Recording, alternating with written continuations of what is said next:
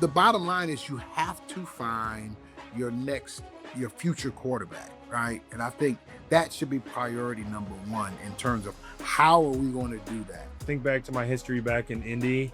I mean, so much quarterback turnover, this, and that. I just roll like with the punches, man. I mean, whatever happens, happens. What's going on, NFL fans? Welcome to the NFL Sports Seriously podcast, part of the Sports Seriously Network, proudly presented by USA Today Sports. My name is Chris Boombaka, and I'm joined by my esteemed colleague, Tyler Dragon, where we're going to break down a couple conversations we had leading into the 2026 NFL Draft. I had the distinct pleasure of being able to converse with Pro Football Hall of Famer, Pittsburgh Steelers legend, Super Bowl champion Jerome Bettis, and Tyler spoke with Pittsburgh Steelers wideout Michael Pittman Jr.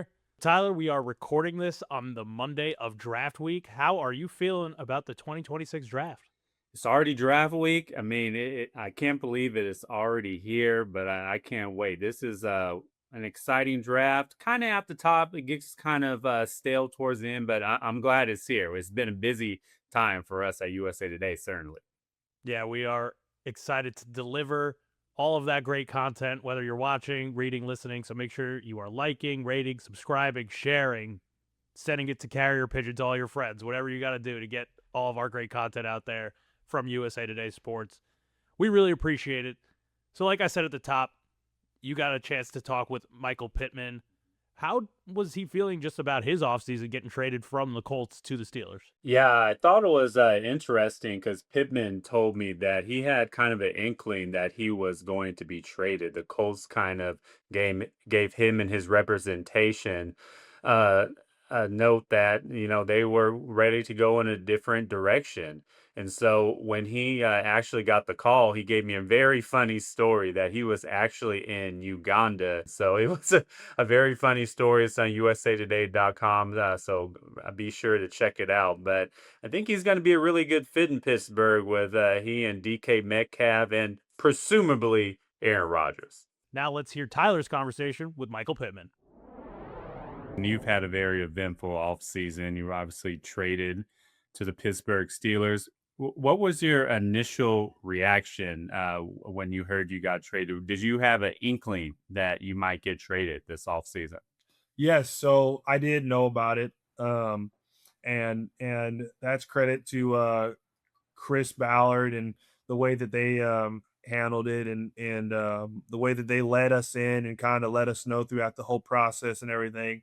So it wasn't like I was shocked, but I was in Africa at the time. I was in Uganda, Wow. where internet is very, very scarce, right? So I was actually at this camp, and this camp is like a huge camp. It's like sprawled out, but in the center, there's this hut that has Wi-Fi. So I'm walking past, and like I can't remember if I was walking past to get like food or if I was going somewhere, but all of a sudden my phone just lights up crazy. And I'm getting messages from everybody, and then Twitter, the news breaks. So you've been traded to the Steelers. I'm getting a bunch of calls, FaceTimes, and all this, like this, and that.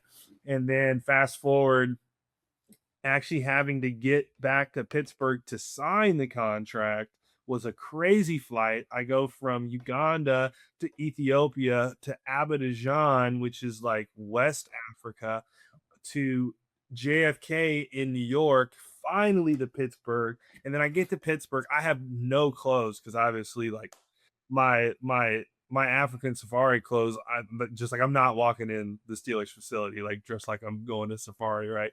So then I go to the mall, I get some fresh clothes, and then I get in there to sign, and that was kind of it. But it was a crazy story, and I wouldn't want it any other way. So I'm just trying to picture you in a hut in Uganda, finding out you got traded. Like, who was the first person to call you, or was it your agent? Was it your parents? Like, yeah. So it was my agent. It was Omar, and then Coach Mike. Said those were the first people that I was able to talk to, and then after that, all of the players started to reach out and just extend their hand and they were just letting me know if I need help with anything to hit them up, and it's been great. Like I was kind of worried about it because obviously the only time I've been a new guy is when I was a rookie and when I was a freshman back in college, and they don't get treated like very nice then. But being a vet guy, the guys were super awesome, and they've brought me in and they made me feel like I've been here for longer, or like for like 10 years, right? I mean, because everything is so great. The coaches here are great too. Like everything was just so comfortable, and I was expecting it to be like hard or something like that. And then I got in here, and it was a lot easier than what I was expecting. So it's gone great so far. Nice, good to hear. So you said players reached out. Has Aaron Rodgers reached out? So I actually had the opportunity to talk to him back in Orange County a couple of weeks back. But to everybody's surprise, it had nothing to do with football, right? Because obviously Aaron is a super vet guy. I mean, there's nothing that I could tell Aaron that he hasn't heard, seen, or done twice, right? So I was just talking to him to see how he's feeling, and like just about life and everything. Um, and I think if Aaron wants to come back, I mean, I'm not going to be the one that's going to be able to change his mind anyway. So we just didn't really talk ball, and yeah, it's kind of all it was. And but we're fortunate that we have two other guys who are really talented guys. Mason's been in Pittsburgh for, gosh, I think 8 years, and then they draft Will Howard last year. So definitely in good hands. And we'll see what happens. Do you expect him to be back though, Aaron Rodgers? Honestly, I have no expectations. I mean, think back to my history back in Indy. I mean, so much quarterback turnover, this, and that. I mean, I just roll like with the punches, man. I mean, whatever happens, happens. Yeah. So what about DK Metcalf, a new teammate? How do you think you two will fit on the field together? Absolutely. So DK was one of the guys that reached out first. Said I think they will fit great. I mean, obviously DK is another big fast guy too, and so just having him on one side, it's like, hey, or like, you gonna stop him? You stop him, all right? Like that opens me up. You stop me, okay? Now he's gonna run a go ball and score an 80-yard touchdown, right? So, and then like you cover both of us, okay? Now Rico and like Jalen are gonna run up the middle. So there's definitely a lot of weapons, and then also like a lot of younger guys too. Like Roman is another young guy, and then a guy that's not young, but Ben Skoranek too. So he's a guy that does both. Like just being able to have like a loaded weapon room, and I'm sure that we're going to add some as well with the 12 draft picks. So just being able to add through that way, and we'll have no shortage of offensive weapons. So it'll be good. Along with our tight ends too. We got two very talented tight ends. Mm-hmm. You mentioned the NFL draft. Pittsburgh's going to be the host city. Just what do you think the atmosphere is going to be like in the Steel City hosting the draft? It's already getting crazy down there. So I'm actually staying downtown right now. And every time I drive by, they're just setting it up, and there's just more and more people are coming. The city is already super like sports themed, so I can't imagine what it's going to be like on the weekend of the draft. It's going to be nuts. So when you were drafted, it was a very different draft during the pandemic. Yeah. So I just, from your perspective, what is like your favorite draft moment? My favorite draft moment was definitely the moment that I got drafted. So I had a little get together on the first day because it was like, hey, like you're gonna go from 1 to 2, right? So obviously we're hoping that I went on day 1, but it didn't happen. So fast forward. So on day 2, it was just me, my brother, my wife, and my 2 nephews. And just that moment to be able to celebrate that with my wife and my brother and my nephews, like, was awesome. And it was a lot of fun. And right after that, I think we went fishing, and that's how we celebrated. The passion in Pittsburgh, obviously super evident, even when the NFL draft isn't there, right? It's kind of in that cradle of football. And I had the chance to talk about that with Jerome Bettis a little bit. He's going to be on hand for the draft, and as a Steelers legend, was very much looking forward to that. But what we really talked about a lot, Tyler, was Jeremiyah Love, the Notre Dame running back.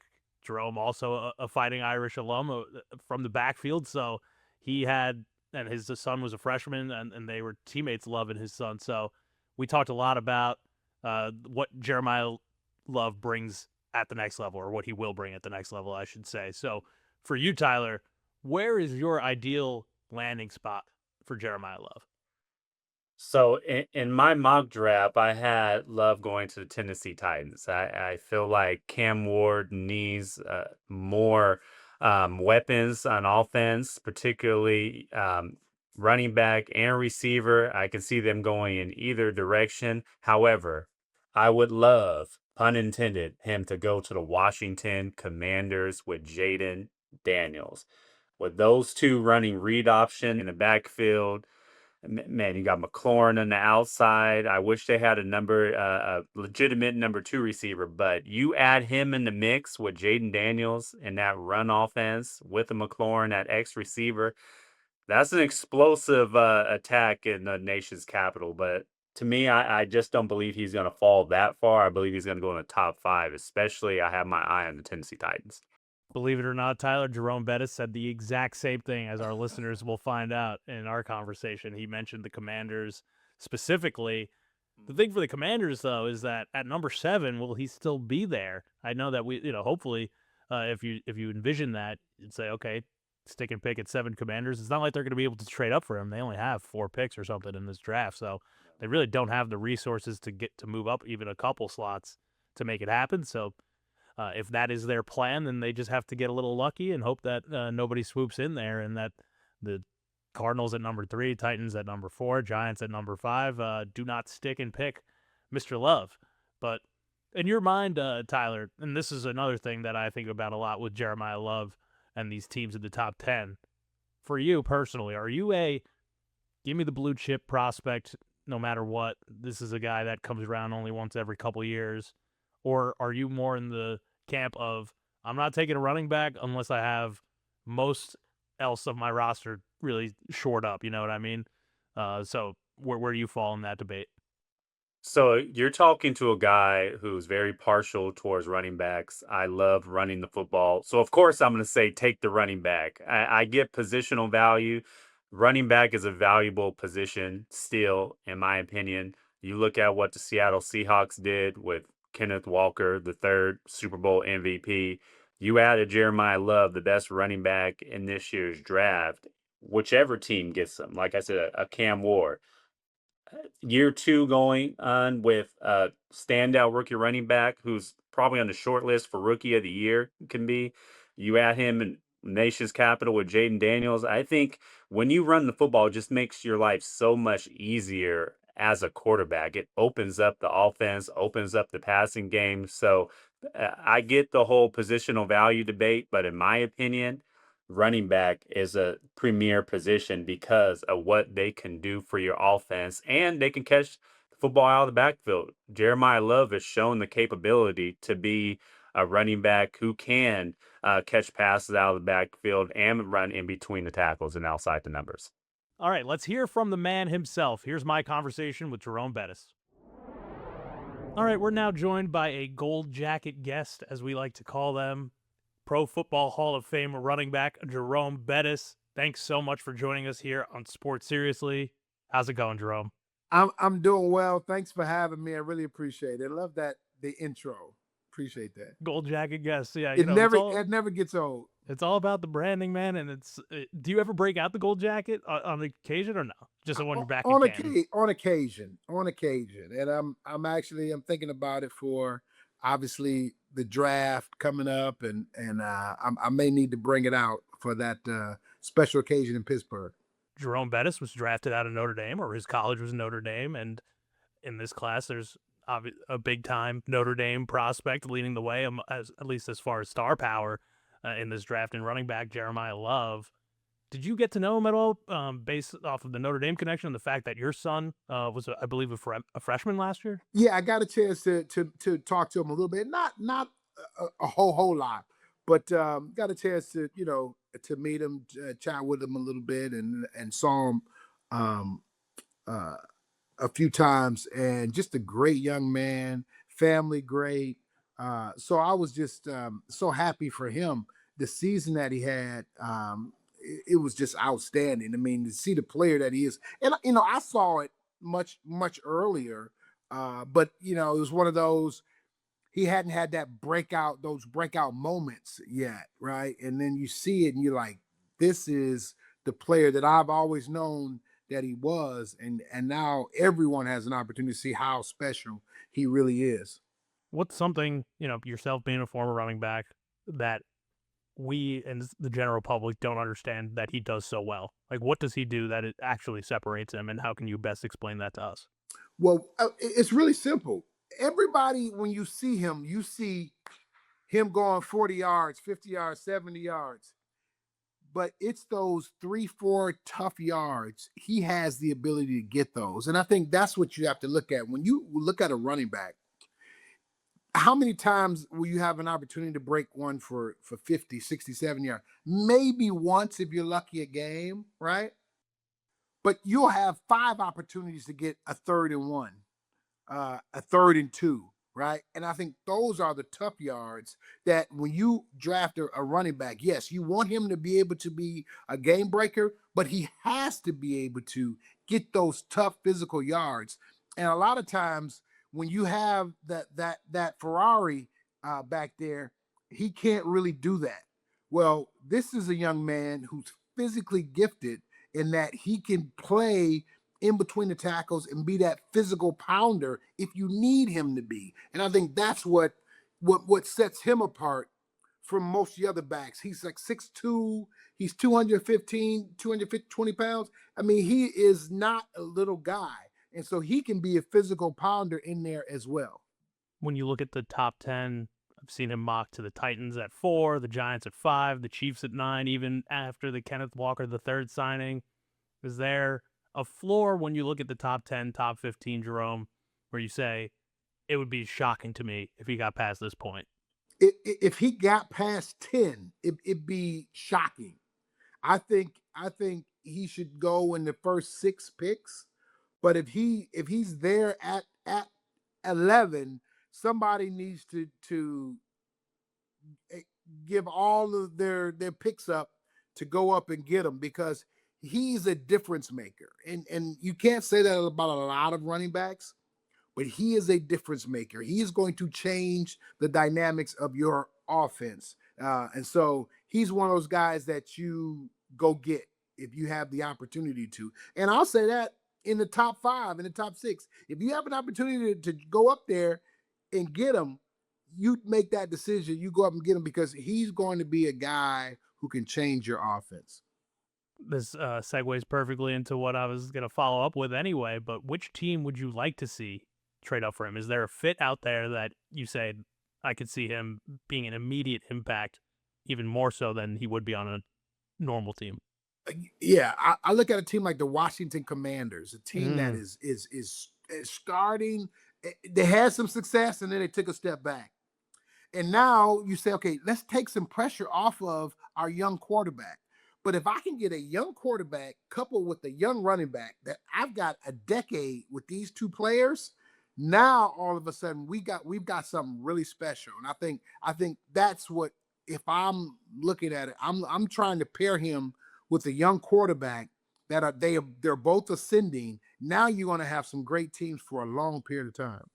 Where do you fall in this debate of whether teams that don't have the best offensive lines spending these first-round picks on running backs, even though they might not have the clearest lanes to run through, might be running into a lot of trouble up front? Do you think that the line should be in place before the running back is taken? Or as a running back yourself, you say, just take the guy? Well, here's what I'm more concerned about. I'm more concerned about the commitment of the coach, Ooh. right? Your offensive coordinator, is he committed to running the ball? Because here's what happens. I can promise you the commitment is more important than the talent. If you've got a coach that's committed to running the football, so we're going to figure it out.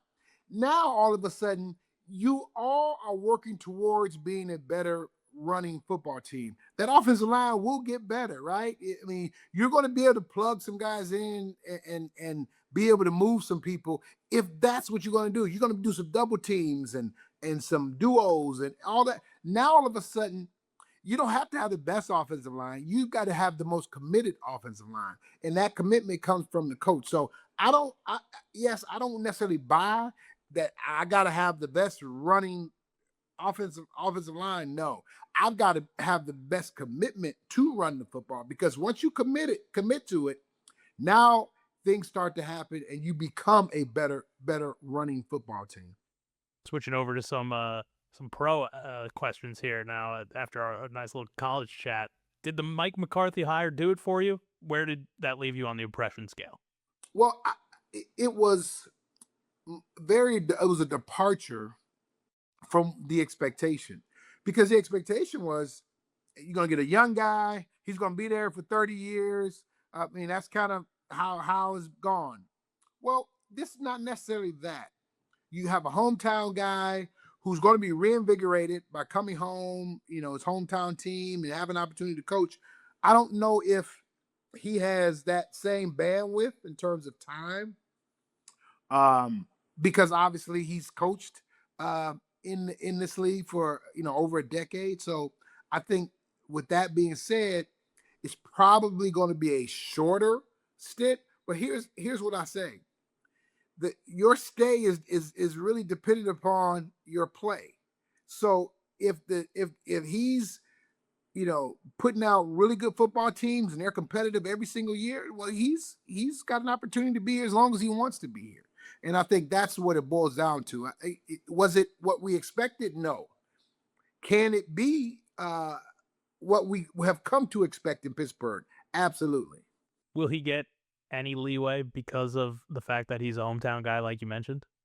Well, yeah, I mean, he's going to get the benefit of the doubt. Obviously, yes, because they're still building. They don't have a team. For example, when Coach Tomlin got there, they had a team put together, young quarterback, explosive offense. They had it all. So he was expected to go out and lead this team to a championship level. This football team is not that. So his ceiling is, his expectation is not the same as when Coach Tomlin came in. Coach Tomlin's expectations were very high because he had just won a championship 2 years before. So he was right there saying, hey, we expect you to keep that high level of success. This isn't that same scenario.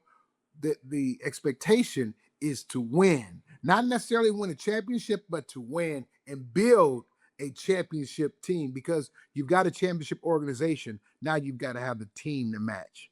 The team, and most importantly, the quarterback. I saw you were talking on Colin Cowherd right after Mike Tomlin stepped down in January, and you guys were talking a little bit about this idea of packaging some draft picks together and then going out and getting an established maybe veteran or younger, someone we don't consider a veteran at that position, to be the long-term answer there.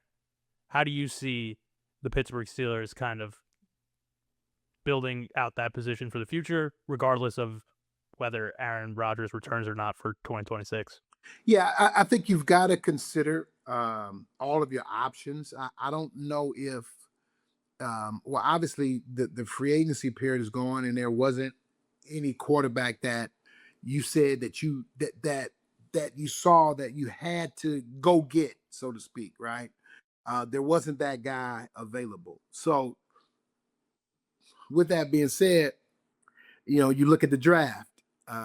There's not a large amount of guys in the draft that you could say right now is a franchise quarterback, right? One, maybe two, possibly three. So I don't know if this draft is the draft, if you will, that you go get your quarterback. But I do believe, you have an opportunity to develop. Right, you've got a young quarterback there that you can develop. Give him an opportunity to see what he can do. I think the preseason will become very valuable for a young player like him. Like they have, I can't. His name is escapes me right now. Will You know, Howard? Will Howard, yeah, from Ohio State. So give them an opportunity to develop a little bit. Now you have an opportunity to see what you have in the room outside of Aaron Rodgers, right? Going forward, and then you prepare from there. And I think that's when you have to look at resources, right? So whether that's next year saying, okay, we've Right. got to do it. But the bottom line is you have to find your future quarterback, right? And I think that should be priority number one in terms of how are we going to do that. So I don't necessarily have the answer now. But that has to be the number one issue going into this season and the entire season going into next season as well. All right, that's going to do it for us on this edition of the NFL Sports Seriously podcast. As always, thank you so much for listening. And remember to subscribe, rate, and review wherever you get your podcasts. And we'll see you all back here for a post-draft recap show. Stay tuned.